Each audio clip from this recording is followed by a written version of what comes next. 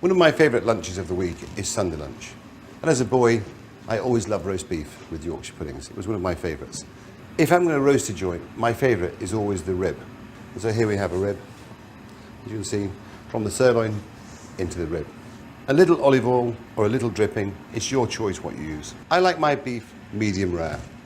I don't always use a meat probe, but sometimes I do. So with this joint, what I would do is take it to 44 degrees Celsius, bring it out, wrap it in tinfoil, meat probe back in, and allow it to build to 48 degrees Celsius. So it's doing two things. It's taking it to where I want it, and secondly, the meat's resting. You could roast your rib on the bone. It just makes life a lot more difficult. It's much easier in the pan to give it a bit of colour, but really to get heat inside the joint. If you buy your joint off the bone, it's always good to ask the butcher for a few bones. We use them as a natural trivet. In with our bones.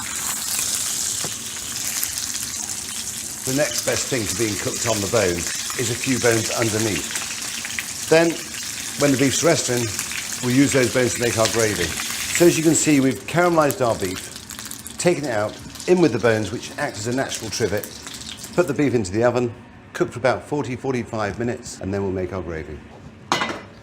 Gravy is one of those things you have to make at the last minute, because what you want is the juices.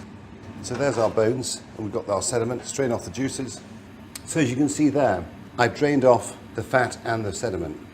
A lot of people would just discard it, just use the sediment. When I was a boy, I used to make juices with the gras, the fat. It's delicious back in gravy, but that's optional again, it's your choice. When I was a boy, my father used to put the fat back in. There's our bones, some of the sediment, half a litre of Knorr rich beef stock pot.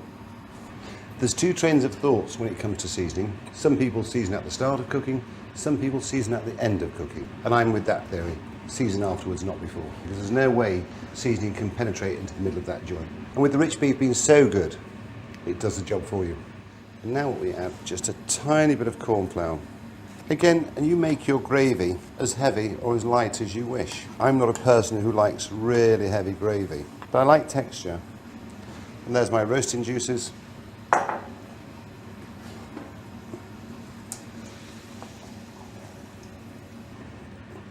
There's our joint. As you can see, I like to carve my beef thick.